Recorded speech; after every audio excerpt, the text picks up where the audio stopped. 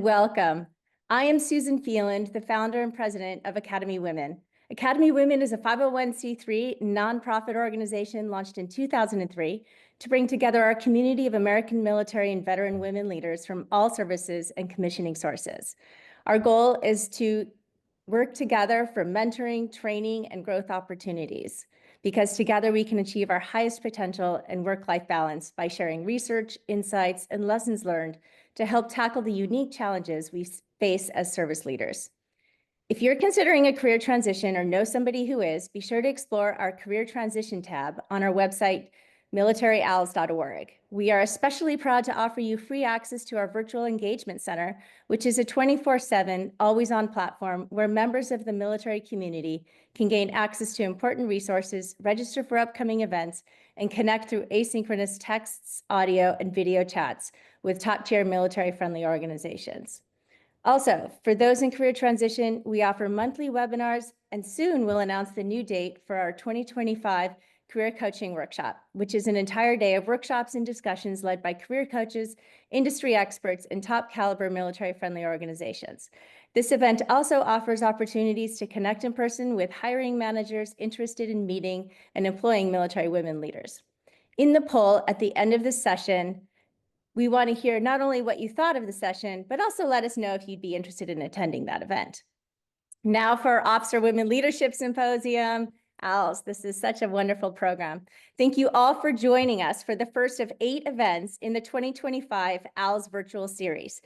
To ensure the ALS 2025 experience is as accessible as possible, we've transitioned to a virtual format. Today's discussion will be the first of 8 monthly events. The Officer Women Leadership Symposium, ALS virtual series, convenes experts, thought leaders, and innovators with members of the military, government, and veteran community to explore emerging trends, strengthen skills, and transform observations into actionable insights to lead positive change. For those who would like to revisit the insights and recommendations shared today, we are recording today's event, and we'll make the video recording and a podcast version available on our website at militaryals.org. You will meet our panel of experts and thought leaders shortly, but first I would like to introduce Elizabeth Auld, who will be your moderator today. Elizabeth is an Air Force veteran, an industry leader, and the chair of the Officer Women Leadership Symposium. A very special thank you goes out to Elizabeth and our Academy Women Board of Directors, who volunteer countless hours to produce this programming designed to inspire and empower our community of military and veteran women leaders as we navigate career challenges and work toward our personal and professional goals. We have a real treat planned for you today, so let's get started. Please join me in welcoming Elizabeth Auld to the virtual stage. Enjoy the discussion, everyone. Elizabeth, over to you.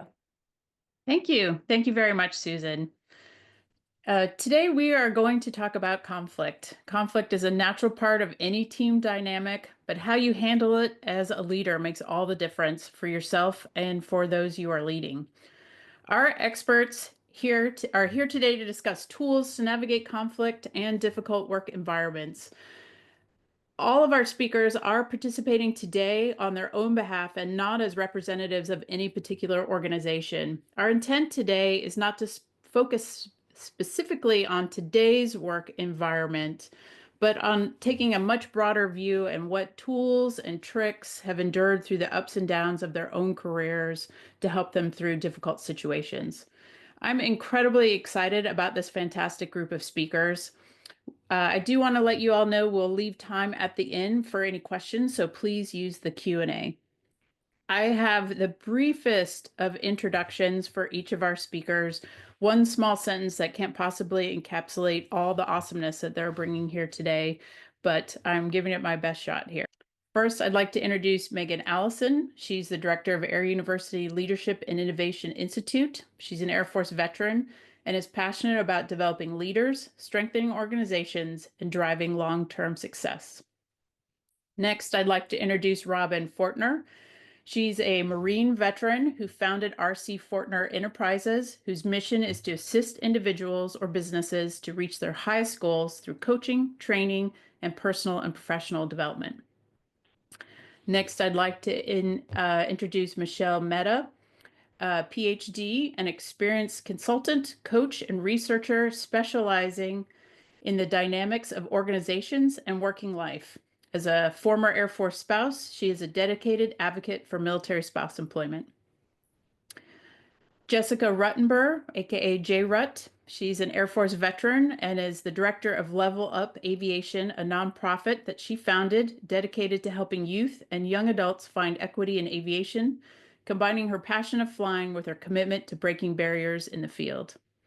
And last but not least, Eleanor Vono. She is the attorney advisor for the Defense Legal Services Agency, who began her career as an Army JAG and is a founding member and past president of the Military Spouse JD Network, who has advocated for licensing accommodations for military spouses in a variety of professional backgrounds. All right, welcome panelists. Let's just dive in with a question. And I'll start with Megan. So, when presented with conflict within the team you are leading, how do you leverage emotional intelligence? Well, I'd like to think that we are leveraging emotional intelligence all the time. That doesn't seem to always be the case. So, if that's the issue, I would say we kind of need to do a relationship needs assessment, right? Everyone in a relationship, you have needs, I have needs, and then what do we need to do to keep the relationship working and productive and not in conflict? And often, so that's the first thing. Hey, what do you need? What do I need? And why are we not like seeing eye to eye on this? But then the second is that social awareness piece of emotional intelligence where your perspective is not the only perspective that there is. And just the way that you would handle things is not necessarily the only way there is to handle things. And so it's that awareness of, hey, maybe if I tried to use some empathy here and consider somebody else's perspective or point of view, I would be able to come to a resolution to this conflict, because not all conflict is bad. I would definitely highlight that. We need that constructive conflict. It's good to have diverse schools of thought, where we're getting different ideas. We don't want a lot of groupthink going on all the time. So it's handling that conflict in a positive way, that we're all trying to get to the same goal, the same outcome, and a positive one at that. So I hope that's helpful. Mm-hmm. Absolutely. Absolutely. Any comments from the rest of the panelists? That was a great answer. Robin, moving on to you. Often to resolve conflict, we need to manage the issue down, sideways, and up. And which do you think is important to tackle first? Hi, Elizabeth. Yeah, great question. When I think of up, down, and sideways, I'm gonna be honest with you. I don't know if there's a first, right? I think we have to really hone our skills to keep enough tools in the toolbox to really look at the situation.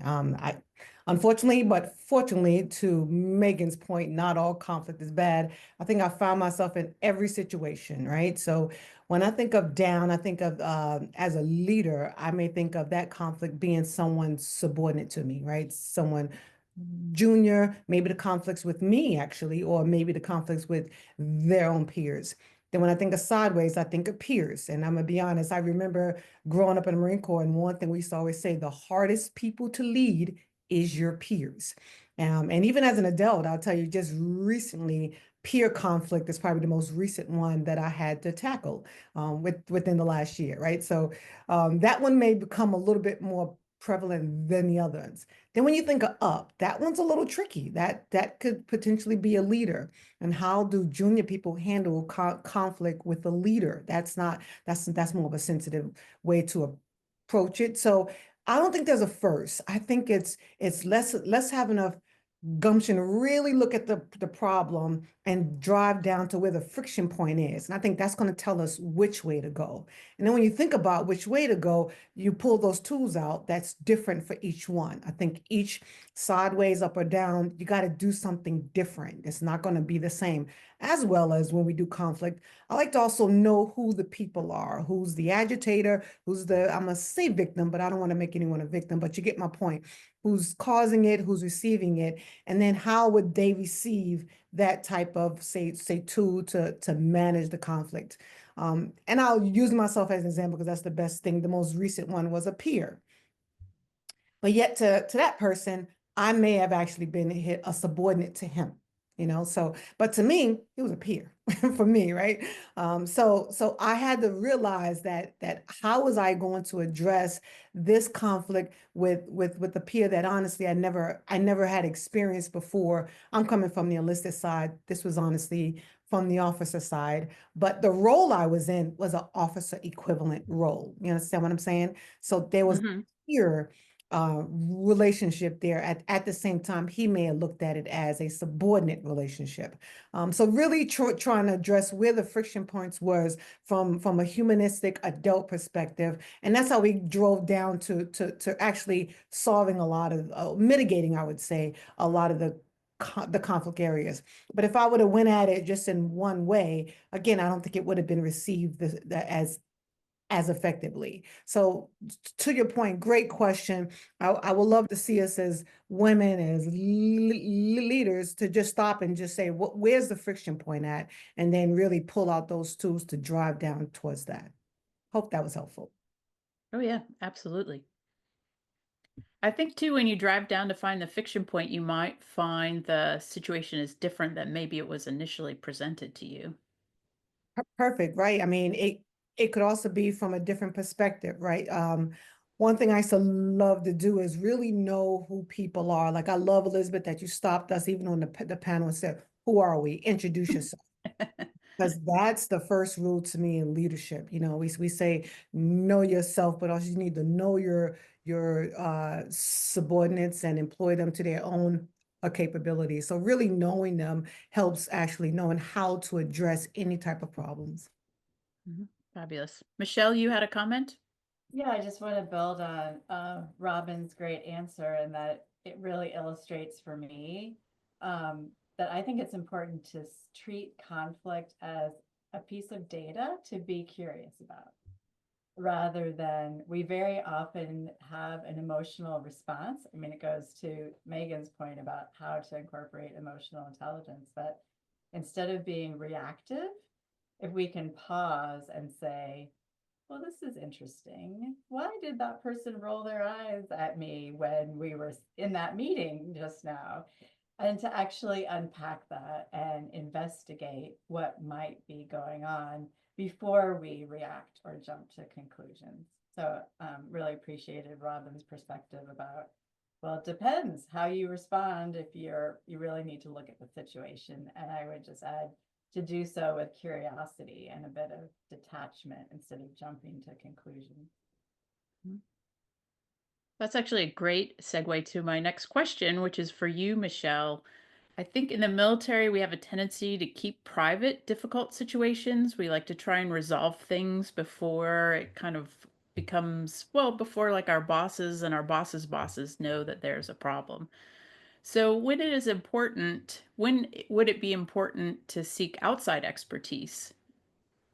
So I'm not sure if the emphasis on there is on outside or expertise, but let me kind of unpack that, because Sure. my definition of leadership that I did not make up, but that I really believe in, the definition of leadership that says leadership is mobilizing people and groups to get work done. It's not a title, it's not a rank, it's a behavior. So anybody can exercise leadership, and sometimes people with authority don't necessarily do it very well. So it really is about getting work done and helping groups and people get to that place and face what's going on in a healthy way. So to your point, leadership to me is rarely a private individual act. It for any real leadership, at least for a sticky problem, um, it requires the vulnerability to let other people in. And particularly for what I would call adaptive challenges that are really have to do with relationships and strategies and negotiating change, no one person has the right answers. And I would say, don't trust the leader that tells you they do. And that, I think, is very often a downfall of our ego, particularly in cultures such as the military that maybe particularly officers have been taught that the key to success is showing that you got it, right? Showing that you are in charge, showing that you are confident. And those are all great qualities, but leadership requires enough confidence and humility to say, whoa, I didn't see this coming. Help me figure this out. And so I would say really understanding when you're in that situation. If you don't have the answers, if it's not a straightforward do A, then B, and then A plus B equals C, if it's not that kind of problem, then I think it's important to step back and say, what do I need to know that I don't currently know? And who might help me figure that out? Who are the right people to help me figure that out? And it could be people on your team. It could be outside mentors. It could be a professional coach like me. So again, when is it outside versus an expert? I would say all leaders need allies in their work. We all need people that we can go to and say, Robin, I know you've been in this kind of situation. Give me a little advice here. Help me talk through this. And going to a professional, a coach like me, or other colleagues, I think makes sense when you are in a pattern or you feel stuck. Like, I know this is a sticky thing and I just don't know how to proceed. I need someone to help me through this. Or you need a neutral sounding board. Or you just know there's something in you that you want to get to the next level and you want some help being a better leader, and you need some honesty about that. Somebody that will hold up a mirror and give you that feedback and help you through that. So those are my initial thoughts for that. Great, thank you. Which you guys are doing such a great job at putting in these natural segues between my questions. So thank you very much for that. Because my next question was for Jessica, and it's about building a community. Like so many times in my career and even through today, it's my battle buddies that really get me through some sticky situations. And they're such a great tool. So what's the best way to get that started, to build your network, to build your battle buddies? Hi, everyone. The Battle Buddy, I talk frequently on panels and discuss some of the things that the Women's Initiative team in the Air Force has accomplished as a member. Anywhere from our hair regulations, you may relate to that with the bun going down as the two braids or the ponytail or the single braid, to pregnancy discrimination, to these very large policies we were able to influence at the Air Force, DoD. And oftentimes we had to work with Congress to change US laws for, the better of women in the service and for our foundational readiness. And when I do these panels and I go over and over again, like trying to reflect how we did it, number one is a battle buddy. Like, you need a group. You cannot go alone. You significantly decrease your likelihood of being successful. You're more likely to burn out. You're more likely to be wrong or interpret a situation without a battle buddy. And this is why. So you start off and you have a problem or a conflict or something that's frustrating you that you can't resolve, maybe at your unit level or in your organization. And you got to put yourself out there and find like-minded people.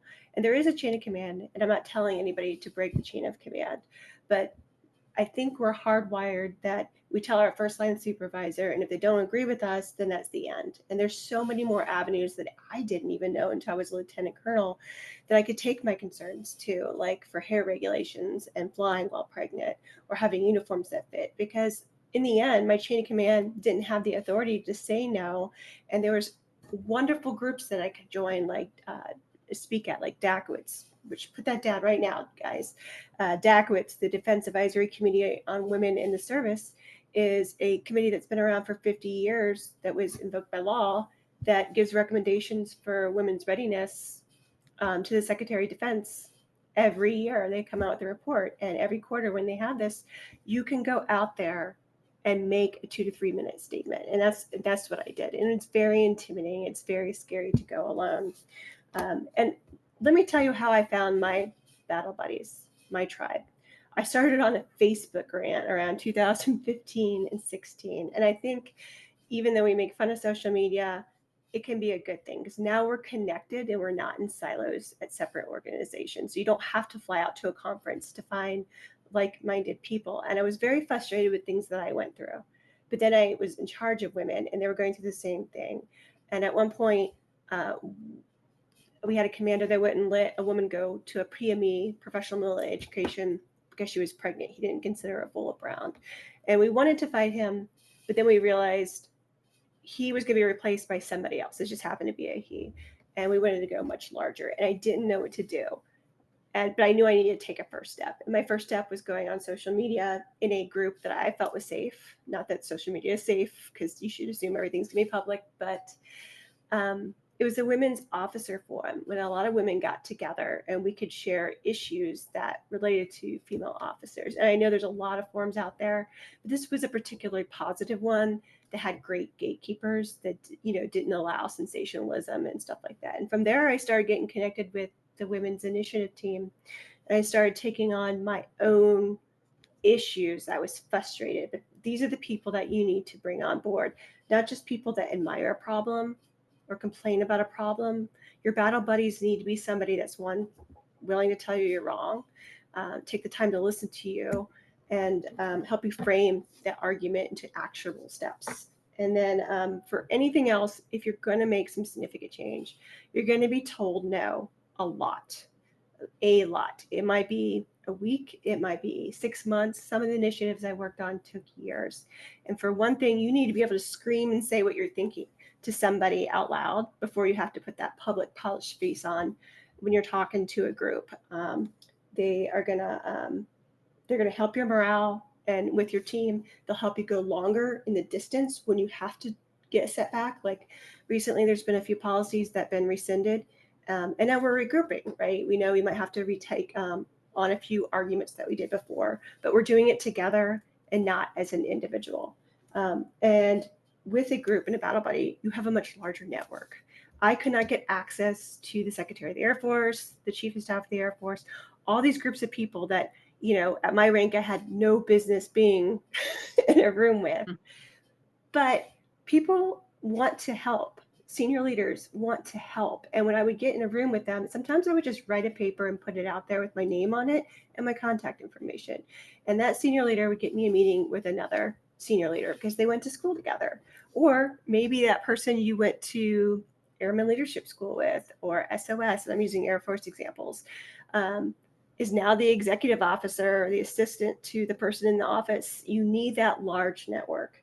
And then you need a different perspective, because one thing I think teams go into, they just assume they have the upper hand on the argument. But there's always a counterpoint to your argument, and you got to keep in perspective, what is the payout for the individual you're trying to influence? Ultimately, as women, we want to, help remove barriers from women in service, and as well as all the people that we lead, not just women. But how is that in the best interest of the organization? So you need that battle buddy to red team you, to tell you when you're wrong. Often I'll go into ready to debate an argument with a decision maker, and you have another person across the table that has a different perspective to you. And if you haven't practiced with your team who have different perspectives, maybe they're lawyers, maybe they're turning wrenches in the field, they need to come with your counterpoints, and then you have to be smarter than anybody else in the room. And you can't do that without a team preparing you like you're going to go into a debate. Not that you should go in like ready to argue with someone. You just got to be prepared to give your perspective in a persuasive manner, and you can't do that alone. And I would say that there is usually a leader in these organizations that lead an effort. But again, your battle buddies come along with you. And sometimes you have to tap out. I've had to tap out before, having children, taking a few months off and tap back in. So that's my take on battle buddies. And I'd be curious what the rest of you guys think.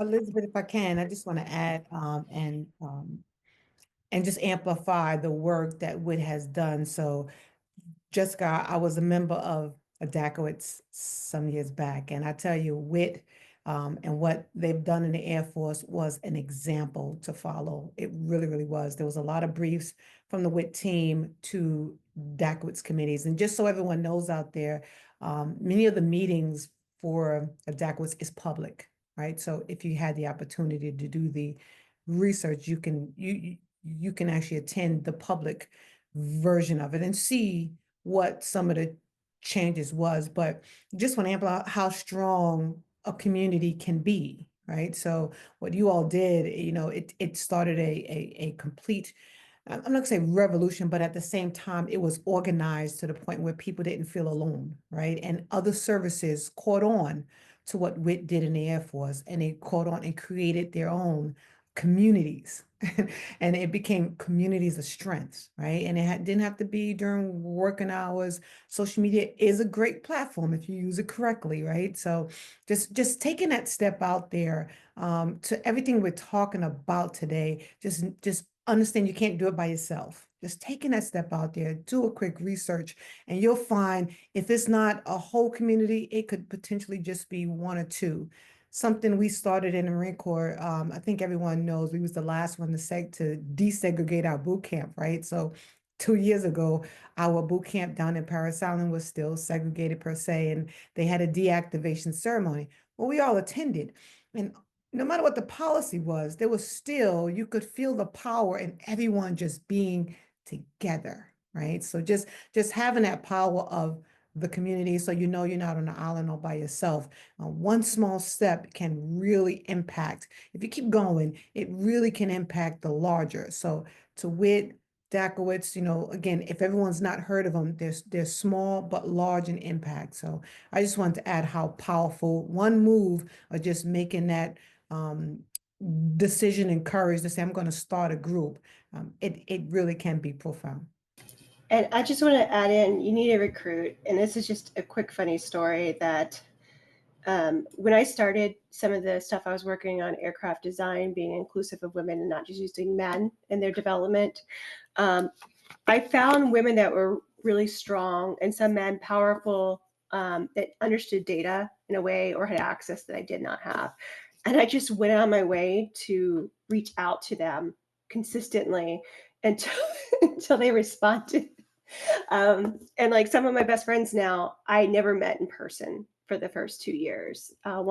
Physically, there was somebody, Lilo Catherine Armandi, she just retired. She was at F-15 Wizzo in recruiting, and she had a piece of the puzzle I needed. And I emailed her.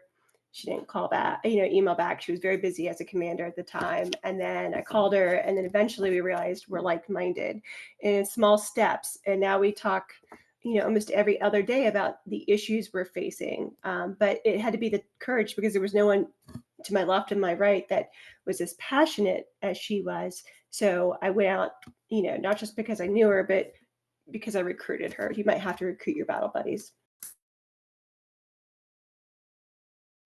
Excellent. Megan, did you have a comment?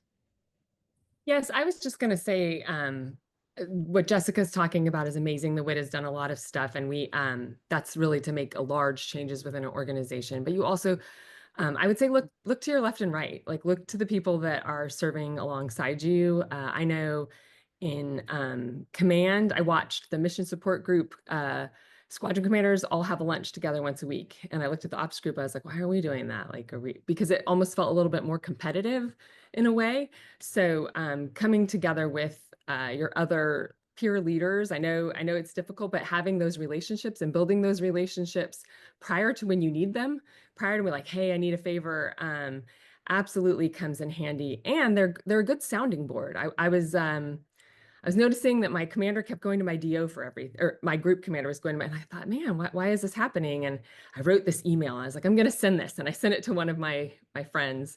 And he's like, you absolutely cannot send that.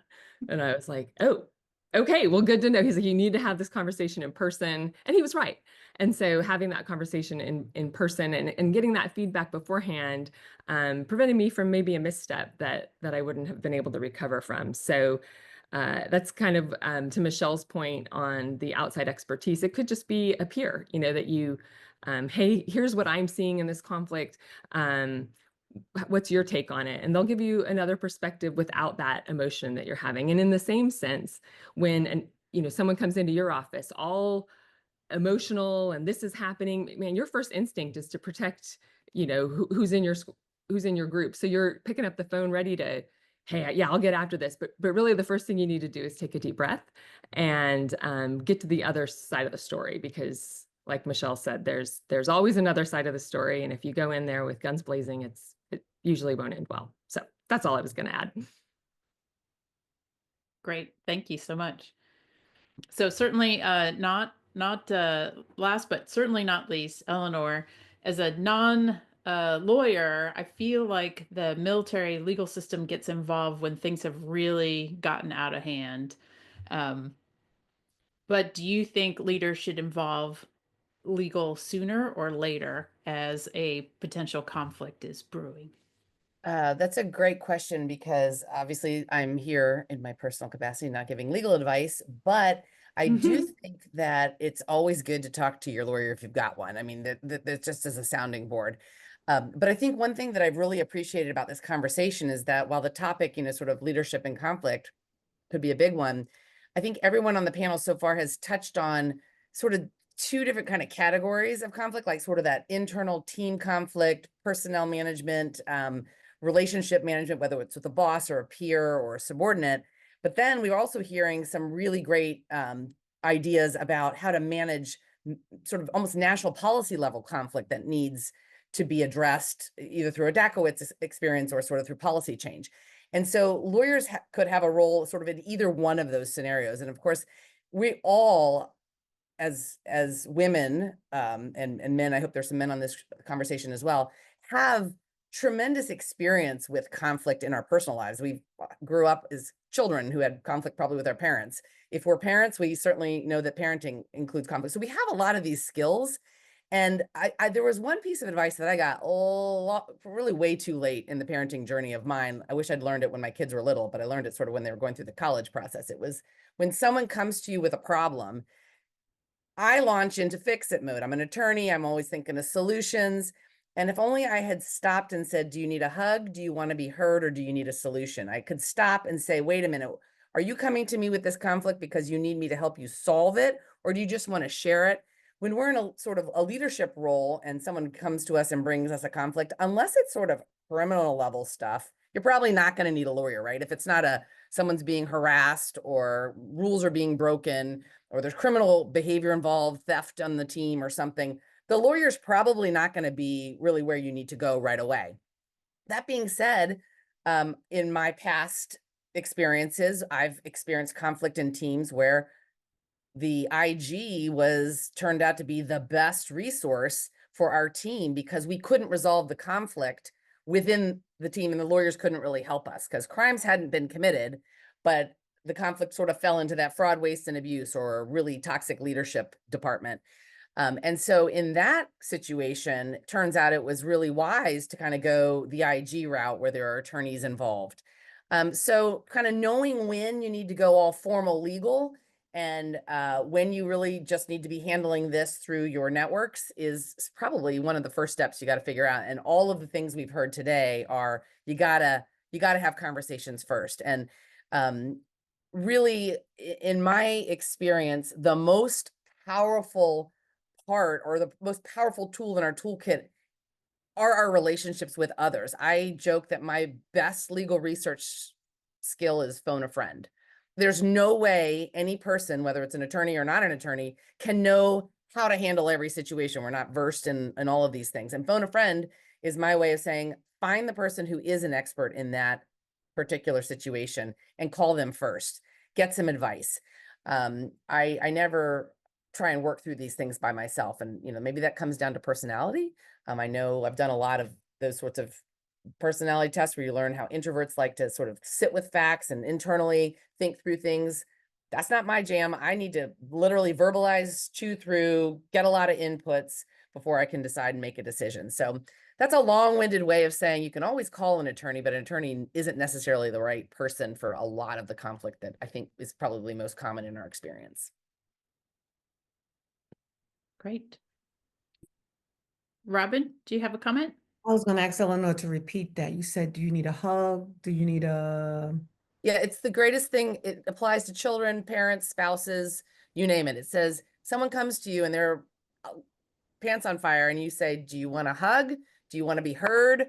Or do you want a solution? Because 90% of the time, they're just coming to tell you, and you're just supposed to listen. And I learned this with my children, where I would say, well, you need to call the teacher, or you need to reach out to your friend, and you need to do this. And my mom was like, Mom, I just need you to listen. And then she could calm down, go for a run, and problem averted. I didn't have to go nuclear, which is sort of where I traditionally would have started if I hadn't learned that advice. I mean, I love that. I think I know that in my head, but I don't always execute that. You know what I mean? It's like I don't always say it out loud. And now I hear people say, just listen, don't judge, or something along those lines, right? That's like a big thing now. It's like, I just need you to listen, don't judge. And it's like, you just got to remind yourself these are active listening skills that we know, but when you're in the moment, and it really depends on who you're talking to, right? Because so somebody said it earlier, emotion, right? What's the relationship with that person, and where's your emotional tie-in with it, or what's your buy-in with that person? So great reminders to just slow down a little bit and be who that person needs you to be, right? And be their love language, not so much just be who you know you are, right? The fixer, the leader. Because I'm totally like that. I'm the fixer, I'm the leader. I have the answers, so it's no matter how grown we get, how well we are, how popular we are, how successful we are, we all need to be able to do that. So thank you for sharing that, Eleanor. And Robin, I think you touched on something that is really helpful in the workplace environment. Probably works at home too, but in my professional experience, and if you were to look at my resume, would think I can't keep a job, because I pretty much got a new job every 2 to 3 years. Being a military spouse attorney, we moved and I had to start all over. And the thing I learned early on is that if I could always be that trusted agent where I was a good listener, I then became that person on the team who people could come to with problems and situations, so that I always sort of had my pulse on the finger of what was going on. And so I think that's a really important skill to develop, whether you're a leader or not. I always made sure that my teammates knew that their problems I was available for, whether it was just to listen or to offer solutions, whatever they needed. And in addition, when it came to sort of a group of peers, and in my work as an attorney, we might all be working on different projects. I always dropped what I was working on, unless it was like something due, and tried to do my colleague or teammates' work first. If they brought me something like, hey, I need you to review something, that became my next priority, because I wanted to be that person on the team that they knew they could come to and get help from. Because then if I ever needed help, I had built up that trust that I considered their work just as important as what I was working on. So maybe that's listening, maybe that's supporting. I'm not sure what bucket that falls into, but I do think that is a hugely helpful role to play on a team, that then when conflict comes down the pike, hopefully there's enough goodwill that if you have to make some hard decisions and maybe disagree with people, they know that it's for the good of the team and it's not personal. Mm-hmm. Absolutely. I'm just seeing a common thread through all of this, whether it's conflict or building relationships or growing your battle buddies. It's really having the courage to operate at the boundary, just like showing up in a transparent, brave, and honest way, and being willing to hear what people have to say. Absolutely. My next question actually was for you, Michelle. I think often conflict in a team and in an organization stems from when there's change afoot. So can you talk about ways maybe you can prepare for a change in advance so it doesn't become a conflict? Absolutely. But I would, if I can amend the question, I don't Absolutely. think conflict is something to be avoided. In fact, Ah, I do definitely believe, again, conflict is data about a problem that needs to be solved. And I think it's really important to be open to conflict arising and actually teach your team that conflict is a normal part of doing business together. I use business generically, but so, and at the same time, preparing for change and whatever upheaval may come.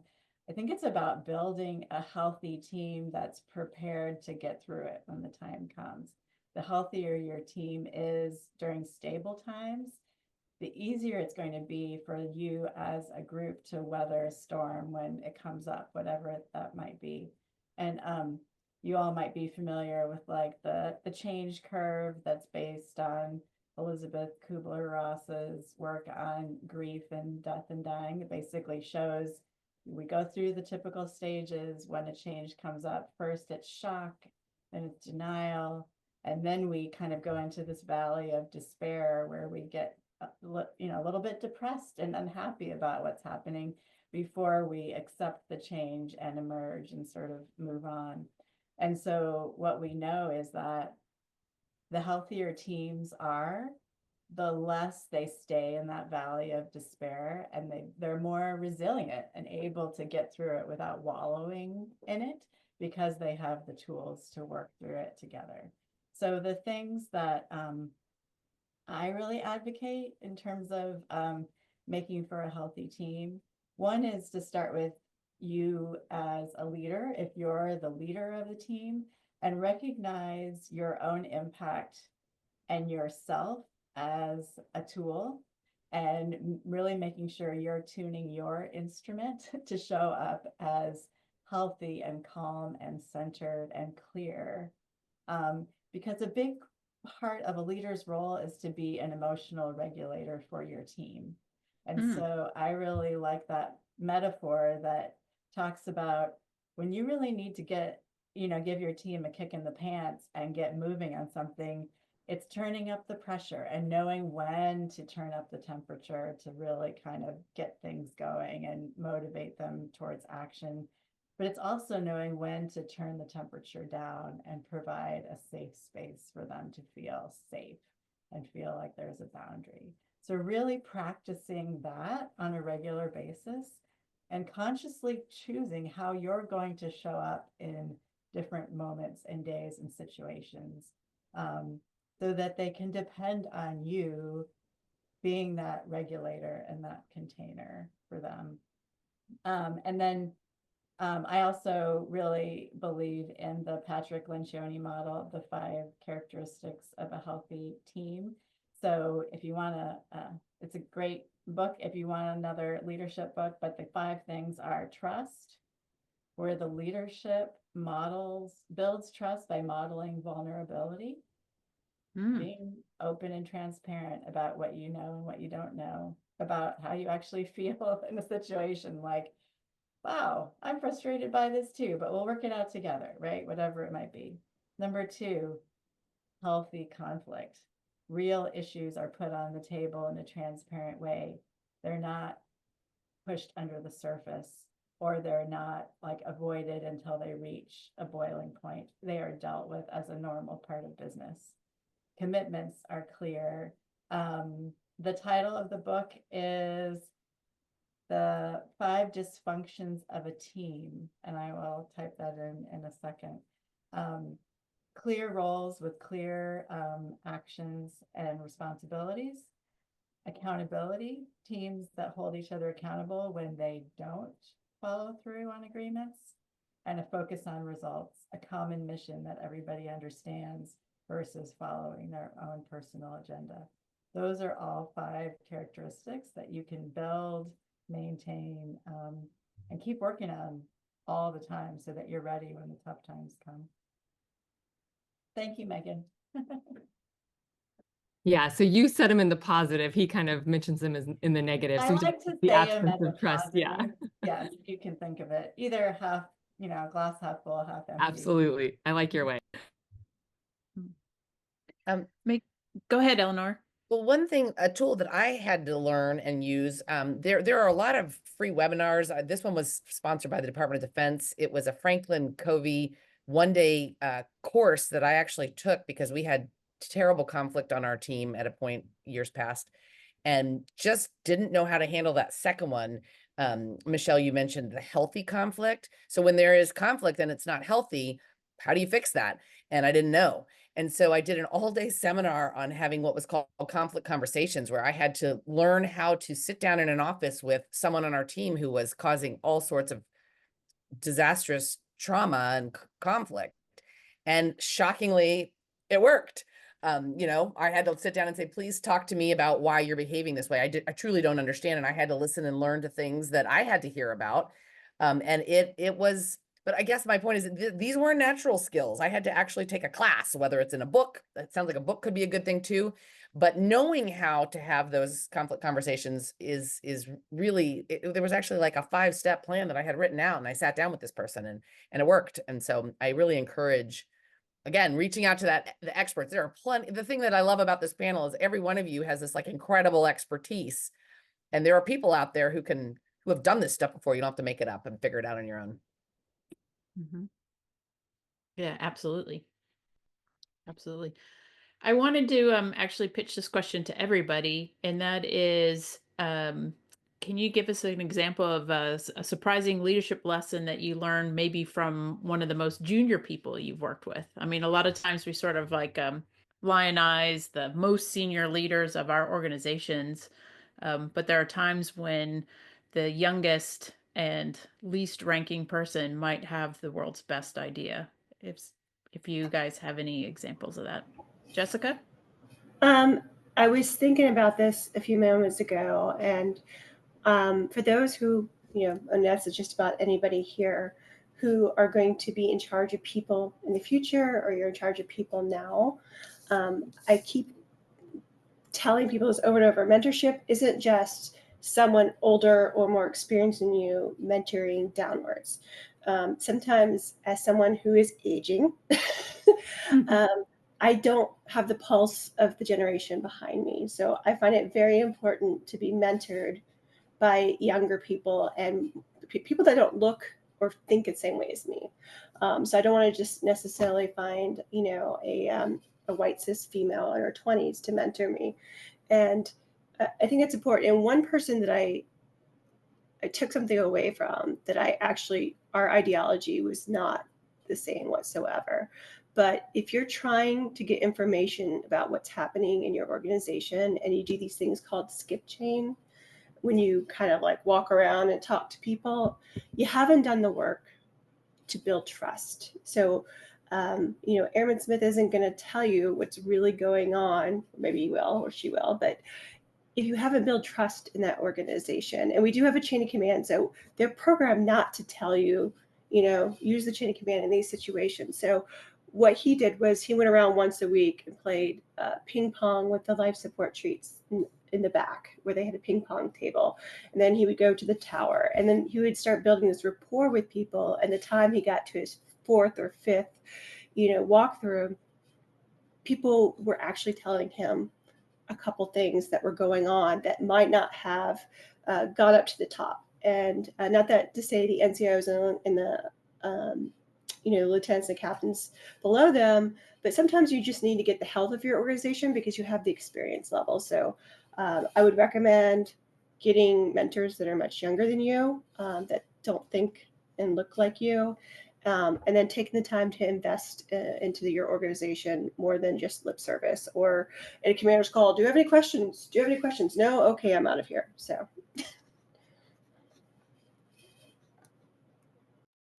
Actually, did a breakfast. So I did a breakfast with my airmen, and then the next month I'd do a breakfast with my NCOs, and then the next I would do a breakfast with my senior NCOs, and I went with 0 agenda. So if we just sat there, and I threatened to do interpretive dance for them at one point. I was like, if you've got nothing for me, but I went with no agenda so that I could get what was on their mind. And actually, probably my most talkative was the youngest cohort. So just setting up opportunities where you can have those conversations where their bosses aren't, or their direct supervisors aren't there with them. I'll jump in for a second. From the enlisted side, we call this the Lance Corporal Underground in the Marine Corps, right? So this is what we call, right? So Lance Corporal D3, we call it the Lance Corporal Underground. If you really want to know what's going on, you find the Lance Corporal Underground. Now, of course, it's not literal, but you get the point. As the Sergeant Major, I grew up on that side of the enlisted path.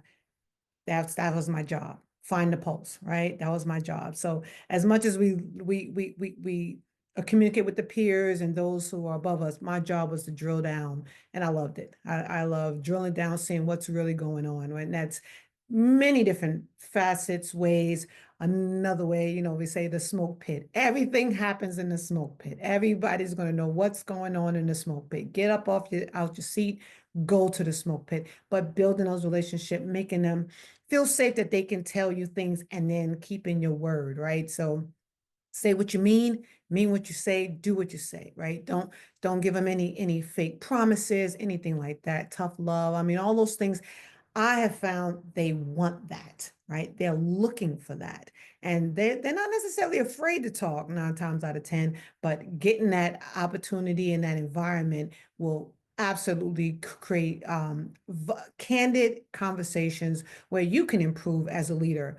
One small story that worked really, really well, because this is what I did the entire time, but I was the director for what we call the Staff and SEAL Academy. So that's E5 through E9. They will come through, they will get their professional military education. Well, one time I had E8s in a room. I was doing it was a workshop for about a week.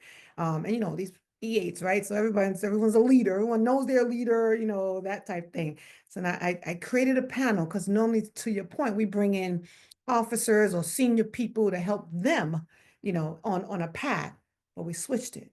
We brought in E5s, right? And maybe some E6s, but we brought in E5s, and not afraid to talk. And I put them on a panel, and then candid conversation. And at first, a little bit of conflict, right? Because EC5s was telling them what they didn't necessarily want to hear per se. But by the end of that session, man, you saw the gel, right? Because someone said it earlier, leadership is not by yourself, it's behavior, but it's leading people. So how do you know you're good if you're not finding out from the people you actually lead? So this proved to be, 100% return on investment, getting that raw data from the people that they lead, whether it's directly or indirectly, but it's understanding, it's going to the smoke pit all at once and understanding what's some of the true pain points they're feeling, where some of the senior leaders may think they have it all put together. But no, we need to listen to the younger ones and truly understand what it is they need. Would you say hug, hear, and support, right? So that can be transpired in a lot of different ways. No, I can't come to a group of Marines and just give them all a hug all the time, but hugging to me is finding that emotional side, right? It doesn't have to be a physical hug. It could be an emotional hug. I find what makes that person ticks, and then create that environment for them to share. Awesome. We have a couple questions from our audience, so anyone can answer. One is, what are your suggestions to help a team get unstuck when engaged in the conflict cycle, aka constantly storming? All right, Michelle, and then we'll go with Eleanor for next. Yeah, just briefly, I mean, if that those stages of forming, storming, norming, and performing. So if you're seeing constant storming, to me, that says they need help establishing norms. So have a conversation about what are the conflicts about. And then when you understand, if you can get a conversation going about what the disagreement is or the disagreements are, see if you can build some new agreements around a new norm. If the conflict is about, I don't know, I'll make up something stupid, but who cleans out the refrigerator at the end of the week, or that they're, it's like, all right, what agreements can we put in place, and maybe put some time boxing around it. Let's try this for a week or for 30 days and then come back and see how it's working. But actually intentionally dive into what's underlying the conflict and see if you can test out with curiosity some potential solutions. Eleanor? And I'd follow that up with the tool. The Army developed this back like in the 70s, called the After Action Review. And we recently had a team that was sort of stuck in a conflict mode. And I Googled After Action Review, how to do one. And it turns out we were doing them all wrong. And there's a really good, it's in the Harvard Business Review. And if you just Google, After Action Review, best policies or techniques, it was written, the Harvard Business Review did like a study of the Army's AAR process. And they discovered that it was really pretty much executed poorly. Like the concept behind it's great, but people don't really do it well. And so we tried doing it on our team. And it was very freeing because it was for the first time, an opportunity for the team to talk about what went wrong, not to blame people, but to own the problem and figure out how to fix it as a team in a way that there was no hierarchy, which is, of course, one of the problems in a military organization is people feel like, certain people are in charge of making decisions and the people who are to execute don't feel like they had say. So I would recommend that process if done properly.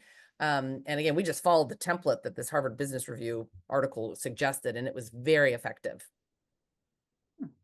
Excellent.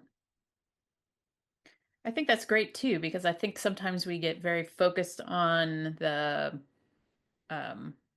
instructions and the regulations that we operate in, and it's a good idea to look kind of like outside of your organization for some of those solutions. All right, we have one more question from our audience. I think it's a really great one. How do you handle working with someone who cannot accept or understand feedback, even when it's put in the most constructive manner? I'll attempt. One word comes to mind, and that's consistency, right? That's the first word. Not necessarily the easiest thing to do, but consistency, right? So if you feel or when you talk about this feedback, I will really be looking at where's that barrier and what's causing the actual barrier and what's the delivery of the feedback, right? How am I delivering this feedback and causing this person not to receive it? You've already said in the most constructive manner. Got it. But everyone receives information totally different, right? A constructive for one may not work for the other, right? And I've had to like switch the way I delivered it. And then again, going back to just open communication to understand the why, right? And then not just the first level of why, but maybe digging down deeper into the next level of the whys. Like what is the issue? Why aren't you receiving this information? What's causing you to have this roadblock? What about me? Because that too, I have also found who is the feedback coming from can also be or can make a huge difference in how the person is receiving it. I have called on allies. Sometimes I watch and see who's a catalyst. Who does this person listen to?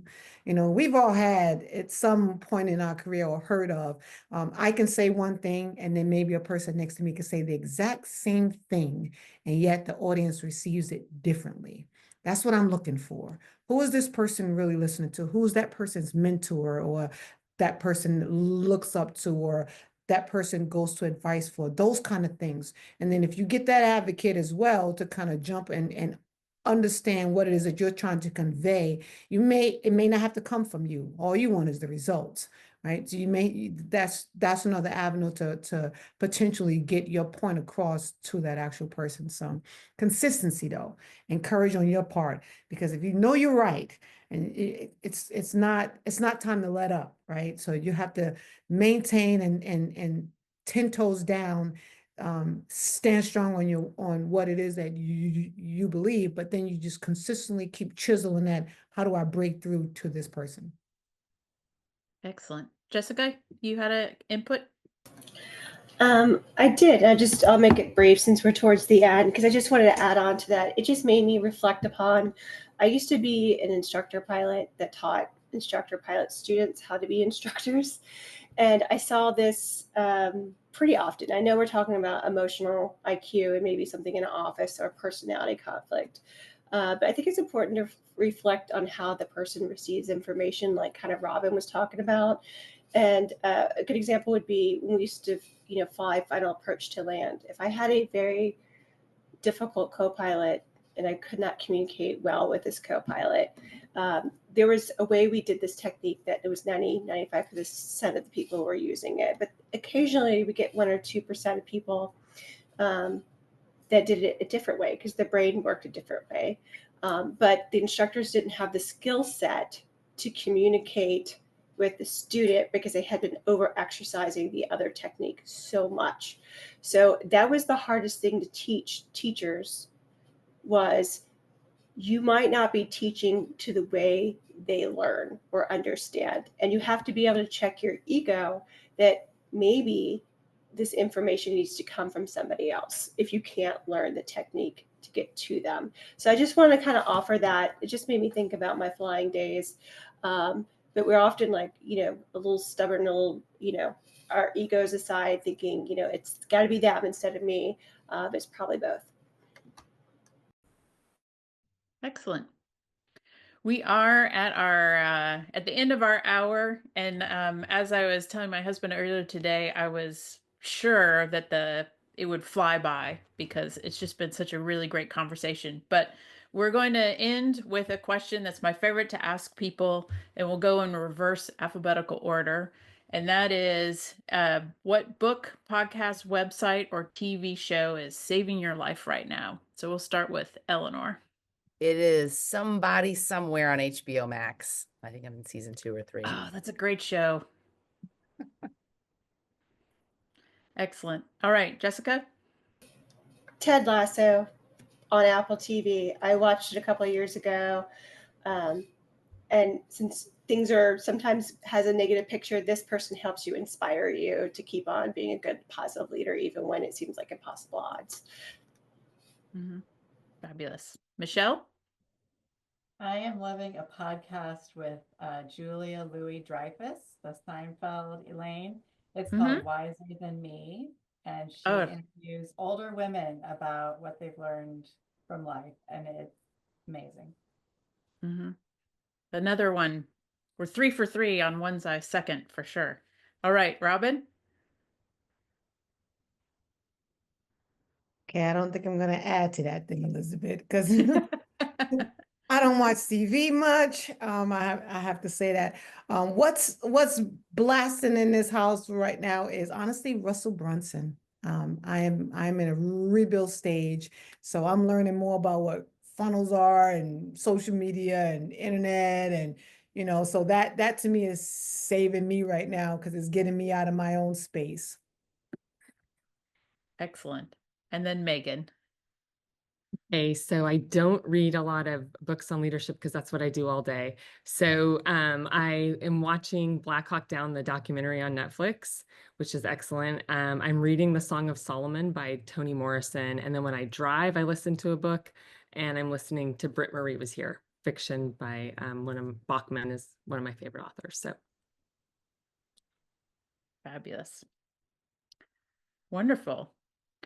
Well, thank you so much, ladies, for your time and your efforts on our behalf. And it just does my heart good that we are able to pivot in a way that continues our community this year. And Susan, I think, is going to put up some slides for some of our future events. So our next OWLS webinar is going to be next month on the 6th of May. And we're going to be hearing from Robin Phoenix Johnson. She is an Army veteran and comedian who's going to talk to us about using humor to elevate your mindset and improve your problem solving skills. And you are all invited. It is going to be free, just like today's was. And so expect you can use the QR code to register, but also it'll be on all the socials and emails and that kind of thing that you can join us next month. So, all right. Also, we have something called the Virtual Engagement Center. It is on 24/7, 365, and it has a lot of our material. Both like from today, but also a lot of our career transition support items. So it's a great place to check and get the latest and greatest from us.